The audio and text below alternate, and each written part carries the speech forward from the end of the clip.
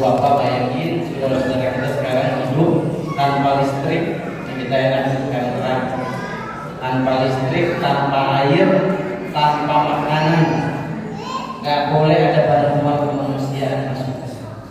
Salahuddin Al-Ayyubi yang pernah memerdekakan Masjidil Aqsa tahun 1100 Hijriah, beliau sebelum merdeka Palestina beliau nggak pernah ketawa, nggak pernah tersenyum. Ditanya sama anak buah jadi Sultan Salahuddin Al-Ayyubi, ini Pak adalah penguasa dinasti Mamluk yang berdomisili di Mesir. Beliau bukan orang Arab, orang Kurdi.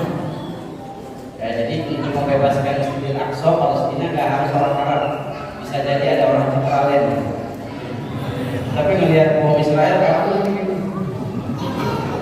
saya sampai ngobrol sama teman saya di orang Palestina, dia bilang saya kaget, dia bilang saya kagum, saya bangga di orang Palestina. Bayangkan Bapak, walaupun di blokade sekian tahun, 17 tahun Gaza itu di blokade, dia matisin listrik cuma 5 jam per kali. Tapi mereka masih bertahan di Gaza yang mau pergi.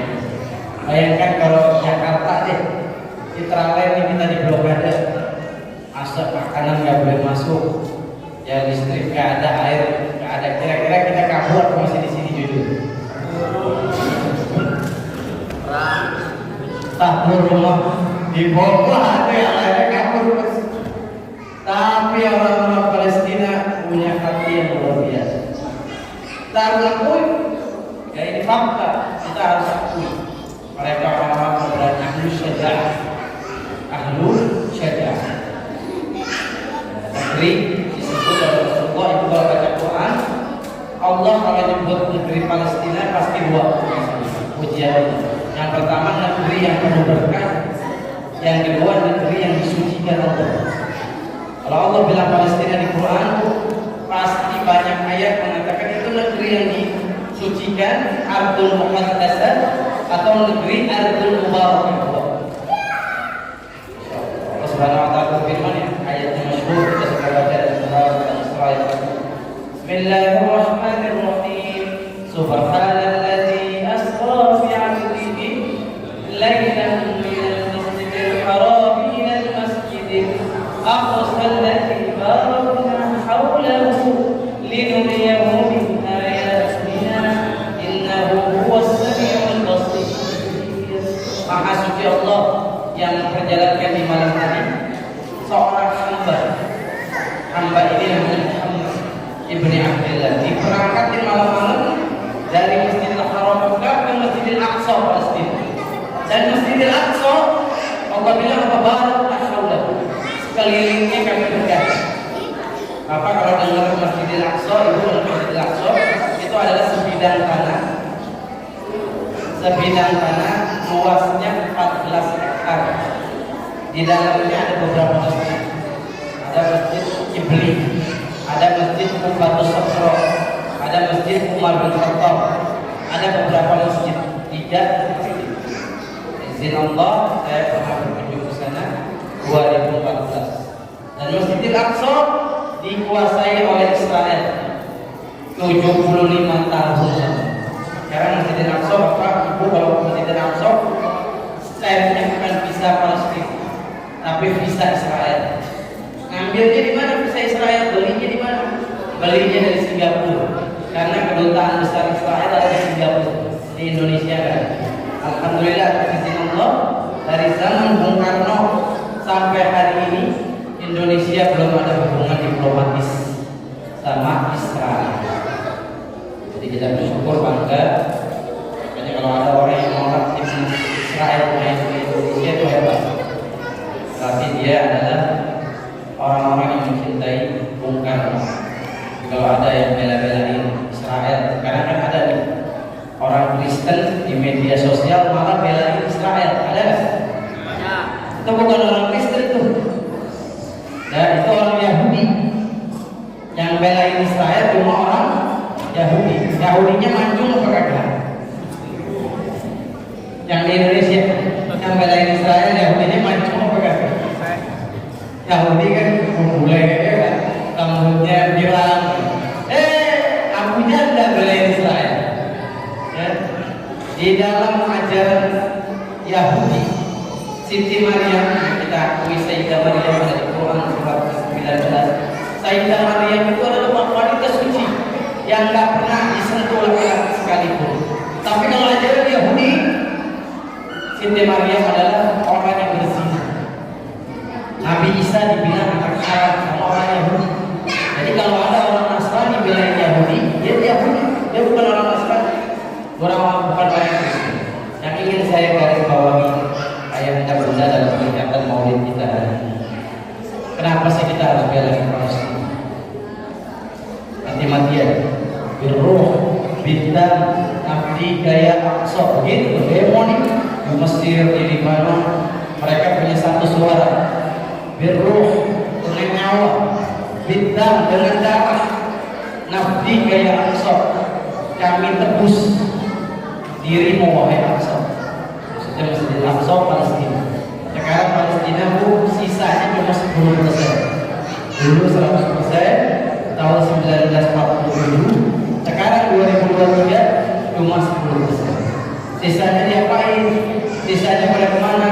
Sisanya dihancur-hancur, dibom-bom, mengungsi ke negara-negara lain.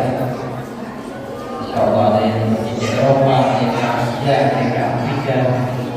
Dan oleh itu, kenapa kita mesti mencintai Palestina? Yang pertama, karena Rasulullah pernah Isra Mi'raj. Ini yang pertama. Yang kedua, Rasulullah sebelum Mi'raj pergi ke Sidratul Muntaha untuk mendapatkan perintah sholat. Rasulullah SAW pernah menjadi imam di Masjidil Aqsa. Ruh para nabi dibalikin ke jasadnya menjadi makmum Nabi Muhammad SAW. Berapa jumlah nabi yang sholat bersama Rasulullah? Kurang lebih jumlahnya 124 ribu nabi. Di ibu belakang Nabi Muhammad ada Nabi Musa, Nabi Idris, Nabi Saleh, Nabi Yaqub, Nabi jadi imam. Ini menunjukkan kepada kita apa Sayyidul Anbiya wa Rasul adalah Nabi Muhammad.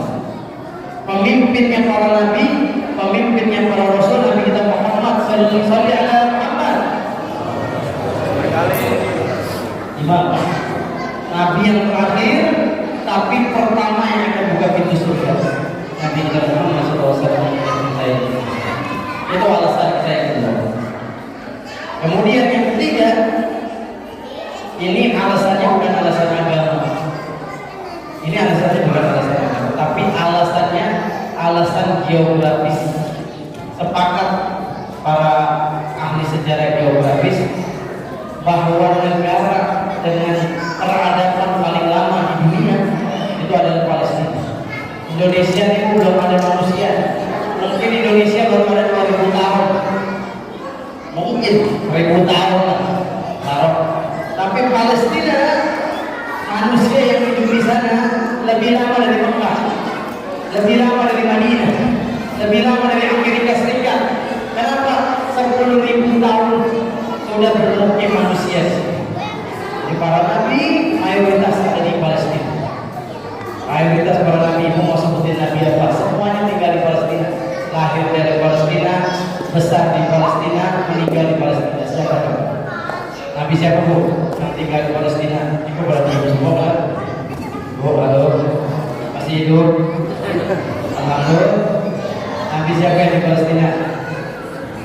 Sebutin nama Nabi. Sulaiman.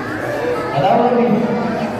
Nabi siapa yang pernah bicara dengan Allah langsung? Musa.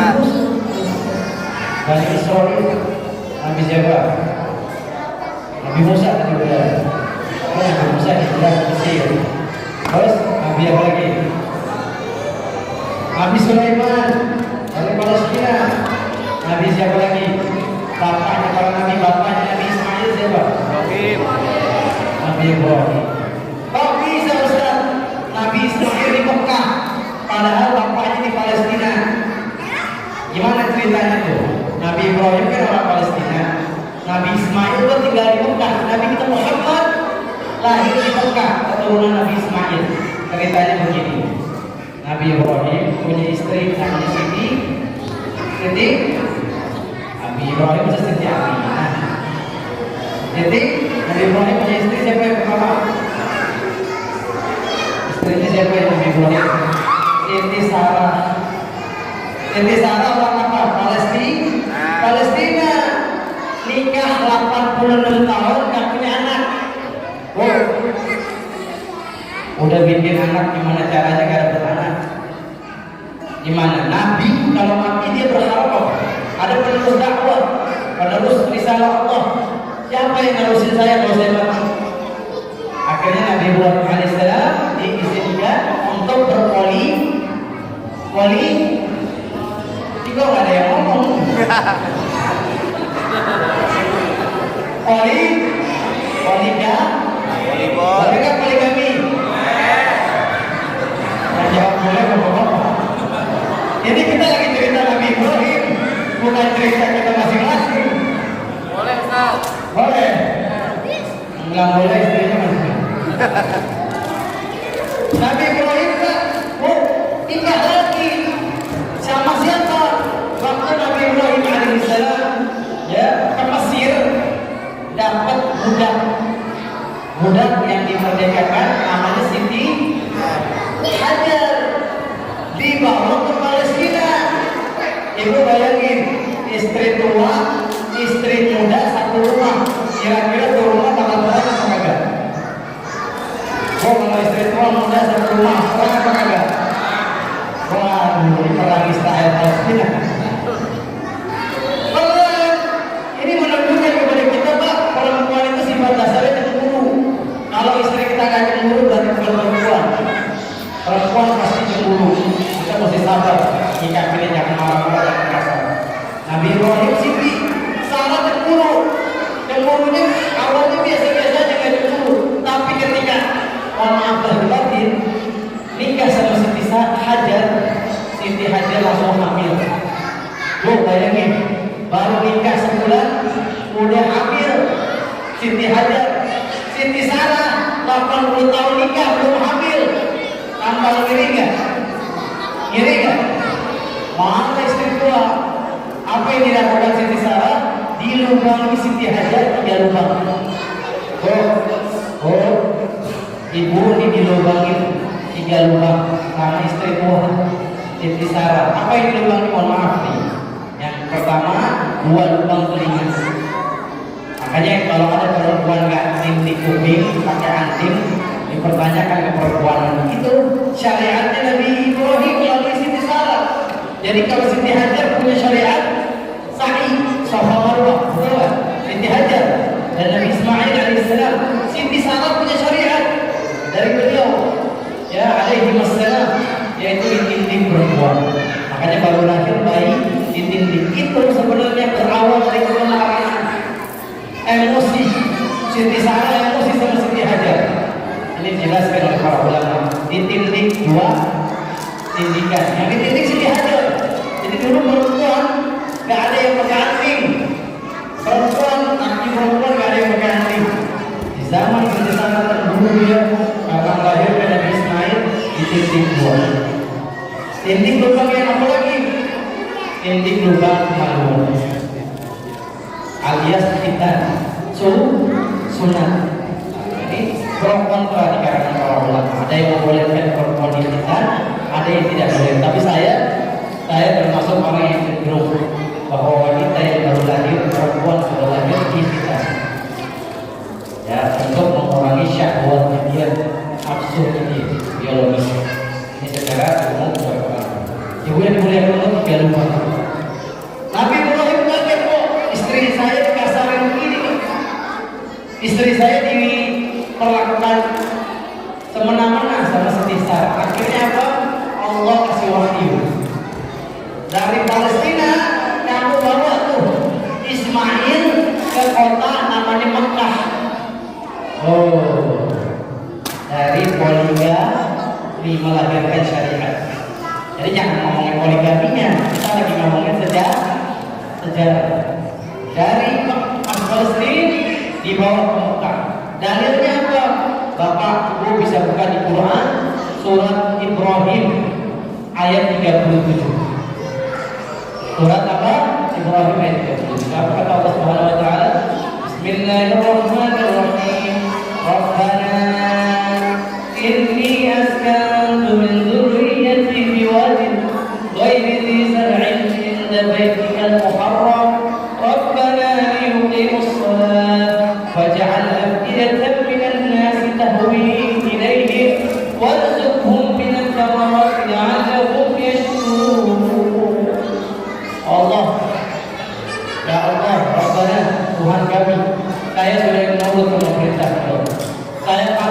perintahku saya letakkan anak saya, istri saya satu lembah, tidak ada manusia, tidak ada tumbuhan, tidak ada air. Saya letakkan di situ ya. Apa doa Nabi Ibrahim tiga ini? Yang pertama, Rabbana liqimimus shalah. Jadikan istri anak saya rajin sholat. Jadi pertama, gak ada sumber daya alam. Bayangkan Nabi Ibrahim tidak diperintahkan meletakkan Ismail di Karawang. Karawang banyak beras dan betul. Enak anak kita bisa makan beras. Nabi Ibrahim tidak diperintahkan meletakkan anaknya di Kalimantan yang banyak kelapa sawit. Nabi Ibrahim alaihissalam tidak diperintahkan meletakkan istri anaknya di Papua yang ada gunung emas, tapi disuruh letakkan satu negeri tandus, tidak ada resources, tidak ada sumber daya alam. Bayangin, Bapak bayangin, Makkah itu kota yang paling miskin, kota yang paling melarang, kota yang paling gak ada manusia satupun. Bayangin, gak ada transaksi jual beli, kota yang gak ada manusia sama sekali. Yang pertama, kalau mau negeri kita kaya, apa nasihat dari Nabi Ibrahim? Sholat. Tegakkan sholat. Indonesia kenapa kaya tapi rakyatnya banyak miskin, banyak susah, banyak duafa? Karena tidak ada sholat. Makkah al-Mukarramah 5 waktu sholatnya pada di masjid. Kalau nggak sholat di masjid, tokonya ditutup. Sholat ada hayya namanya amal ma'ruf nahi munkar. Gara-gara mereka rajin sholat nih, Nabi Ismail anak cucunya sampai Nabi Muhammad SAW Rasul diumumkan di dalam pada sholat. Hayya 'ala sholat. Subuh kayak gimana? Subuh kayak tes. Ada sabotase.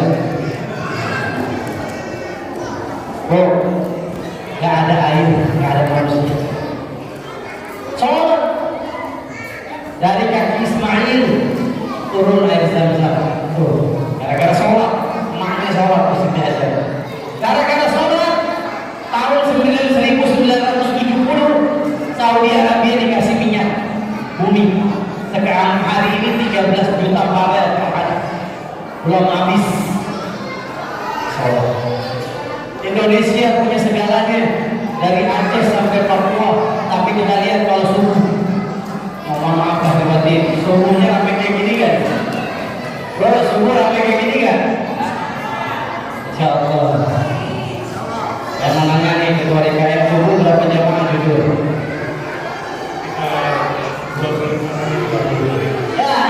Saya nanya tadi di sini ada 1000 orang yang tinggal, cuma 20 orang subuh.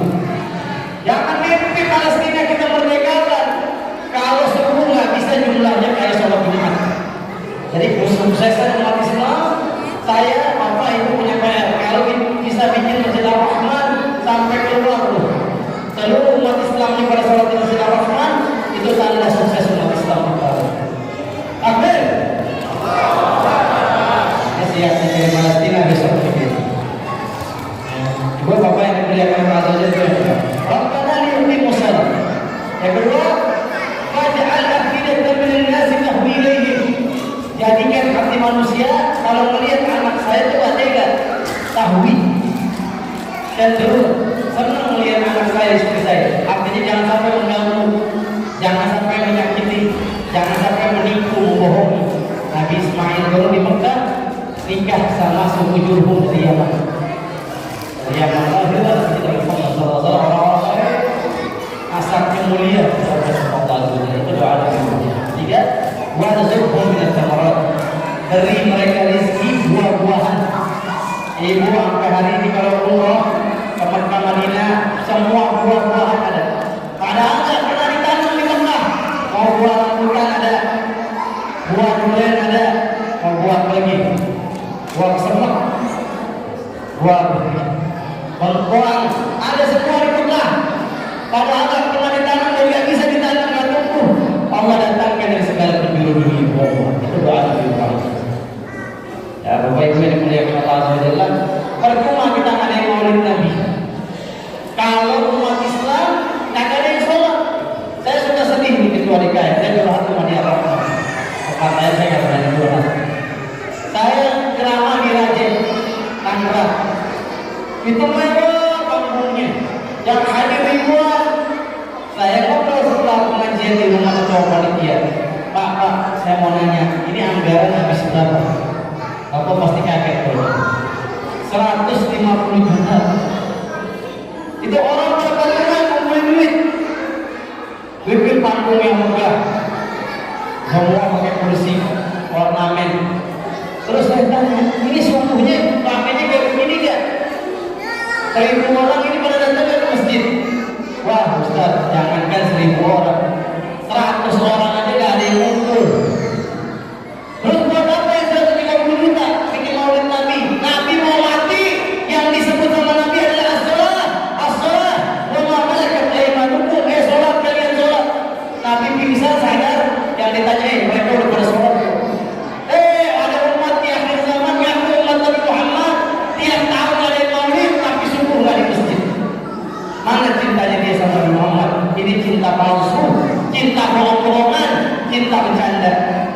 Maka anak kecil aku bercanda, itu cinta bercanda, cinta serius makanya cinta Nabi Muhammad tuh. Di masjid dia ramai, dia masjid makmur dan tetangga kita beriman bahwa Allah dan hari kiamat makmur dan masjid.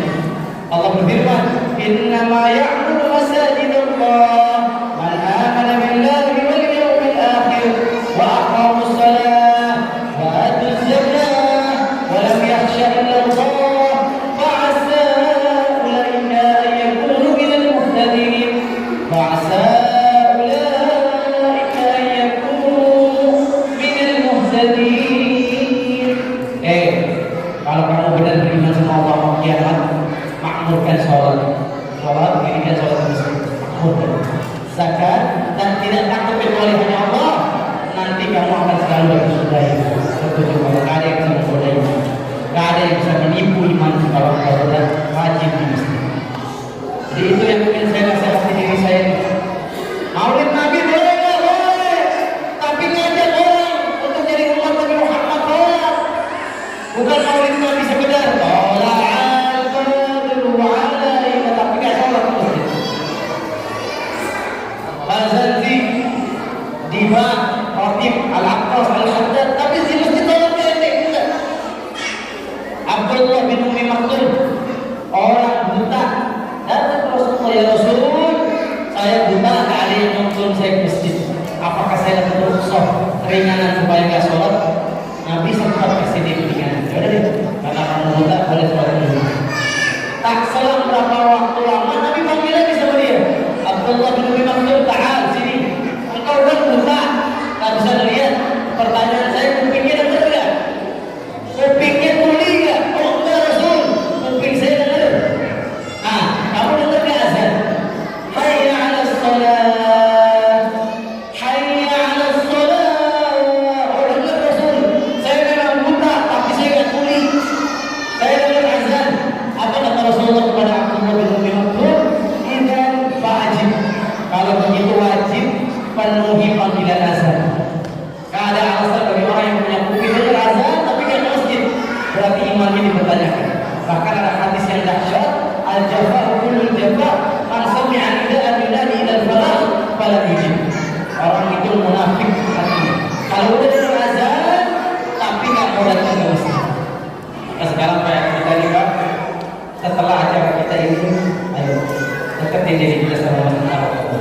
Ajak tetangga kalian diri. 150 juta Pak, daripada bikin maulidan, undang ustaz-ustaz Jakarta bikin program yang sholat subuh di masjid 40 hari tidak berhenti dikasih motor. Setuju nggak? Daripada 150 juta bikin maulid, bikin program pakai fingerprint, daftarin siapa yang mau ikuti. Yang 40 hari sholat subuhnya di masjid, kita kasih umroh gratis. Kira-kira mau nggak? Setuju. Setuju nggak? 150 juta daripada bikin maulid, mendingan bikin program yang sholat di masjid. Kalau dia orang susah, orang nggak mampu, dapat subsidi dari masjid per bulan 1 juta selama 10 tahun. Bandingkan. Karena apa pendekatan di dunia dulu? Nanti kalau dia seminggu ada subuhnya di masjid, nanti dunia hilang. sisanya akhirat. Nanti dunia ini hilang, sisanya Allah dan Rasul. Jadi orang yang paling ikhlas. Ini kejadian banyak. Orang yang diperintahkan sholat tapi dikasih duit. Saya ingat Pak, dulu waktu saya kecil, saya di Gunung Sari. Gunung Sari itu dekat Ancol. Sampai pernah Ancol. Ancol. Nah, rumah saya dulu dekat Ancol di Gunung Sari. Ada bapak-bapak, masya Allah udah meninggal sekarang. Kalau ada yang sholat di masjid Pak, bawa duit 100.000 sekepok di masjid saya Pak, sekepok mungkin 10 juta duitnya. Setiap hari dia datang ke masjid, dia sholat subuh tadi cepet, dia sholat subuh cepet. Ini yang cepet dikasih cepet. Dia datang ke tetangganya jalan kiri, lu sholat di masjid Syuhada dapat duit cepet. Itu Pak masjid ramai-ramai. Tahun 1980-an. Saya masih kecil. Ini bapak meninggal, masjid masih tetap bagus. Ya jadi bikin program kayak begitu. Ini saya ngomong begini, bisa ada yang mau duit cukup 10 juta. Bukan apa ini. Ya, Bapak Ibu yang dimuliakan Allah, bukan saya melarang maulid, jangan dipotong dalam maulid ini Ustaz Kasih melarang maulid Nabi, melarang Isra Mi'raj. Enggak. Hikmahnya mesti dapat. Setelah maulid makin cintanya sama Nabi Muhammad. Cintanya gimana? Bukan sekedar tolak betul. Cintanya pada mengikuti Nabi Muhammad. Tujuan Nabi diutus ke dunia. Kenapa manusia yang diutus? Supaya kita ngikutin, karena sama-sama manusia dia dikasih wahyu, kita enggak. Kita disuruh ngikutin cara makannya, cara tidurnya, cara jihadnya, cara berkorbannya, cara sholatnya. Kalau malaikat kita nggak bisa ngikutin. Makanya kata Allah Subhanahu Wa Taala, "Ulaika alladziina hadallah, fabihudahu ihtadi." Mereka itu orang yang dikasih hidayah Allah, ikutin. Gimana ikutin Nabi Muhammad? Nabi hobinya sholat. Lagi capek, udah asar jam 3, Nabi bilang sama Bilal, "Ya Bilal, arifna bisolat." Istirahatkan kami dengan sholat. Istirahatkan kami dengan sholat. Maulid tiap tahun, tapi nggak bikin nambah jemaah. Maulid kita gagal, maulid kita nggak berhasil. Tapi ada dari sini nih cerita tetangga dalam kiri, bro, sholat di masjid Ar-Rahman. Habis sholat, saya traktir sarapan di luar. Mau nasi uduk, nasi kuning apa, saya keluar duit supaya kamu di masjid. Kalau ini sungguhnya kayak Jumatan, kamu yang keberatan, insya Allah ketua yayasan, ketua negara terukir abadi di sisi Allah. Pertama karena ikhlas, kedua meninggal kita karena terus kita udah banyak kader-kader dakwah di masjid Ar-Rahman. Sekarang tak masjid nggak akan kehilangan generasi, karena nggak ada anak muda yang makmum masjid betul-betul. Yang di masjid umurnya 40 tahun di atas atau 40 tahun ke bawah, atas ketua yayasan. Yang umur 25 kemana? Yang umur 20 kemana? Padahal yang menaklukkan Konstantinopel, yang sekarang Istanbul ibu nonton, Masjid Hagia Sophia, Erdogan, siapa yang menaklukkan? Dulu dikuasai oleh Kristen, Romawi, Bizantium. Tahun 1453, anak muda umurnya 21 tahun, namanya Muhammad Al-Fatih, dipanggilnya Sultan Ahmed. Dia salat tahajud, di belakangnya 100.000 pasukan salat tahajud. Dia pindahin dari darat ke laut, ya, itu kapal-kapal yang begitu berat bertonton. Perjuangan beliau lah izin Allah. Sekarang ibu lihat dulu di tempat orang-orang kafir Nasrani, sekarang di tempat Muslim di masjid, gerejanya jadi masjid. Insya Allah mudah-mudahan masjid langsung tertaklukkan. Amin. Amin ya Rabbal. Visanya nanti nggak bisa Israel, tapi visanya Palestina. Visanya Pak di selebaran yang akan ditempel di paspor.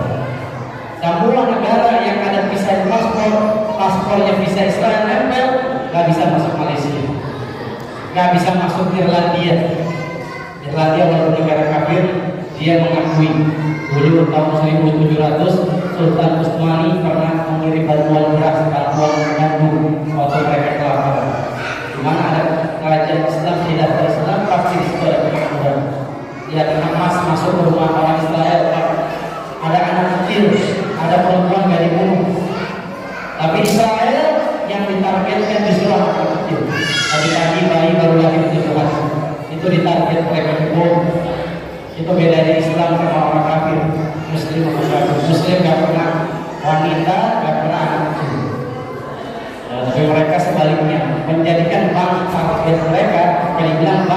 adab, bang target dibunuh anak-anak karena mereka takut nanti gede ini jadi sholat tidak lagi yang mau bebas dari nafsu. Sekarang didikan kita Pak, ajak sholat.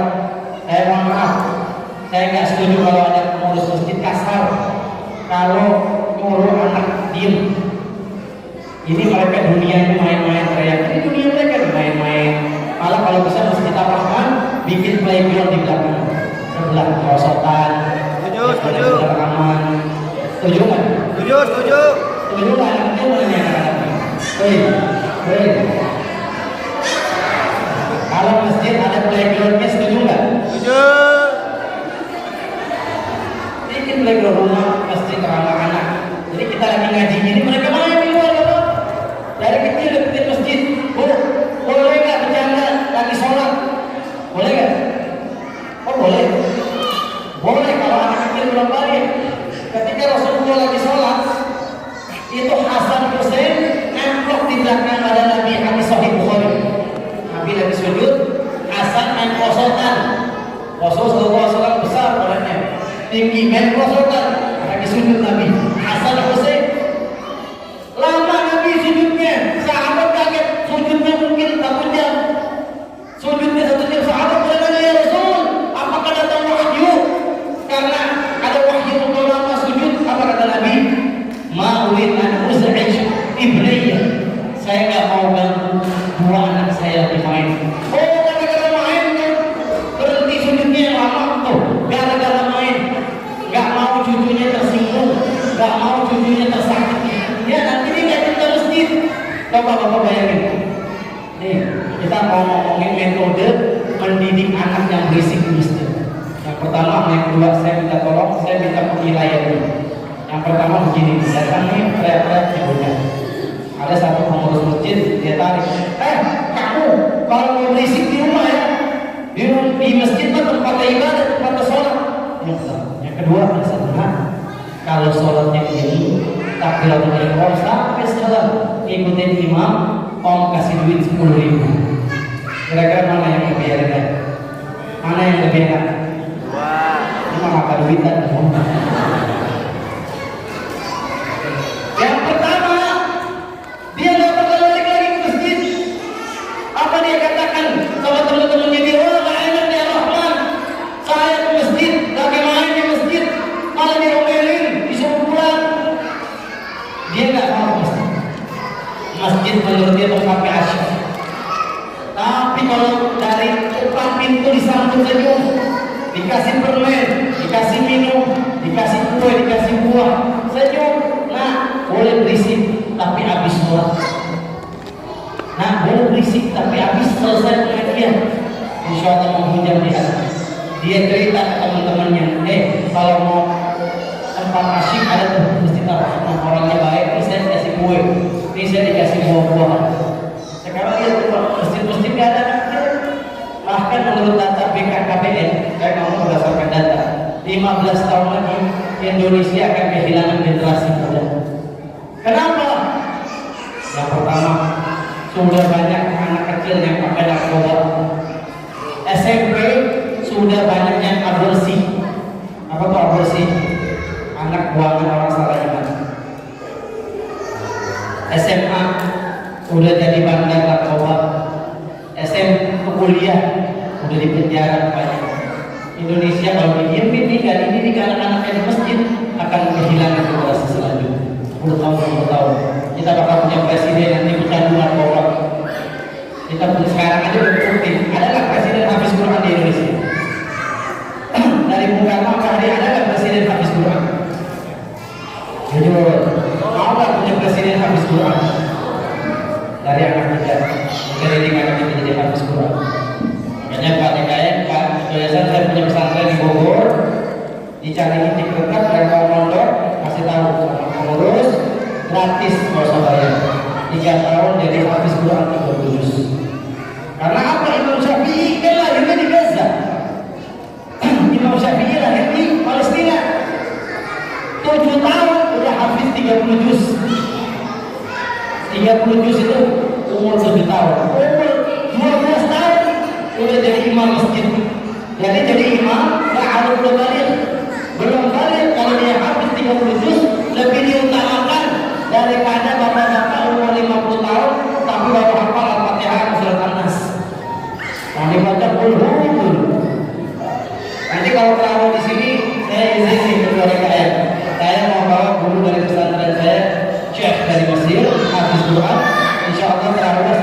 2 juz. Setuju nggak? Ya nggak setuju 2 orang. Imam kalau baca ayat pendek lawan Bismillahirrahmanirrahim. Qul huwallahu ahad. Langsung dalam hati, ini imam favorit. Ini idola gue. Tapi pas imam dari Mesir kita datang pintar. Bismillahirrahmanirrahim.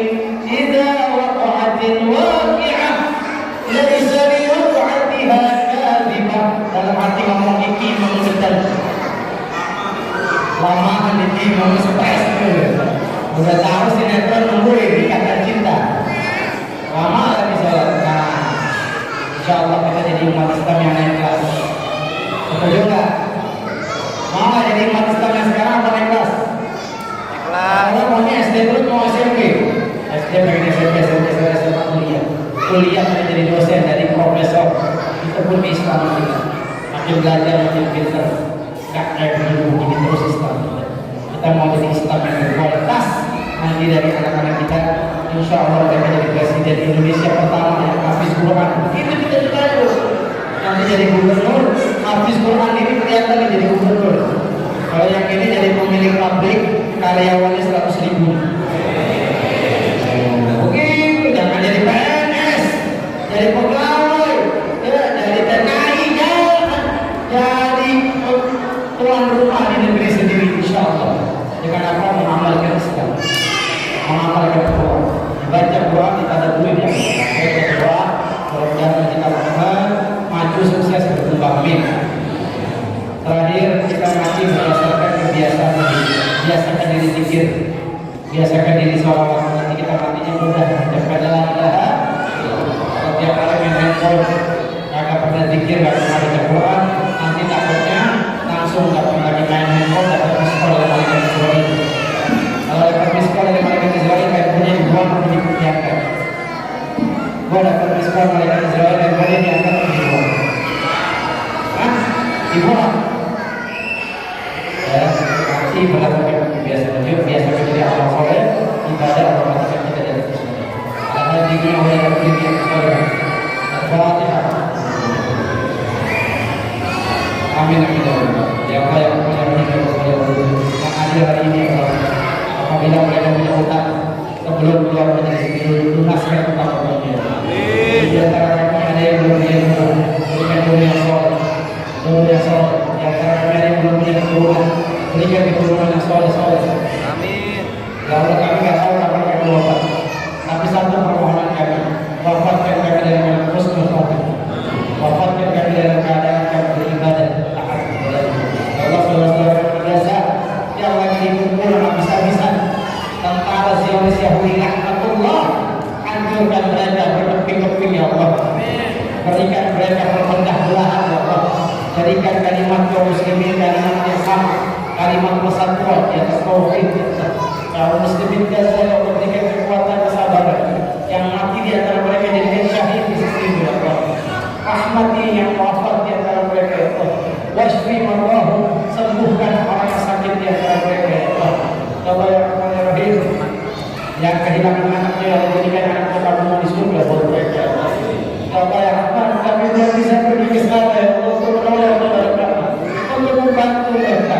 Kami tidak berdaya ya Rahman, kami tidak memiliki kekuatan apa-apa ya Allah, kecuali doa ini yang kami sampaikan kepada Allah. Kami minta mereka, kami sayang mereka, mereka saudara kami, saudara tauhid, saudara satu akidah ya Allah.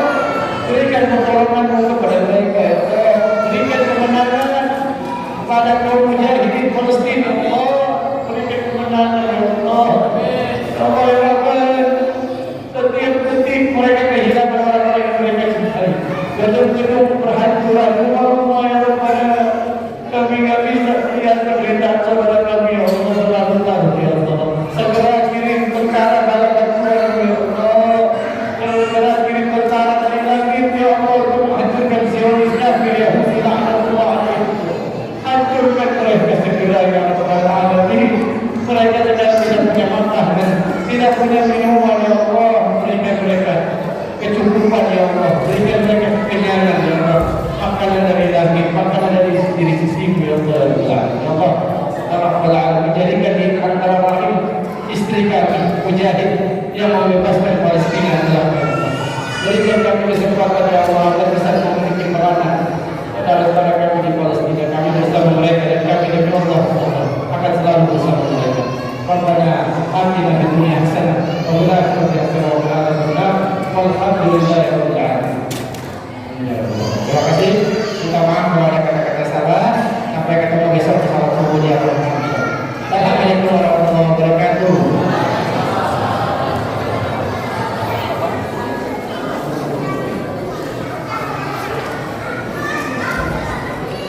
Alhamdulillah kita telah sama-sama mendengarkan amal dari Ustaz Muhammad Al-Bukhari. Mudah-mudahan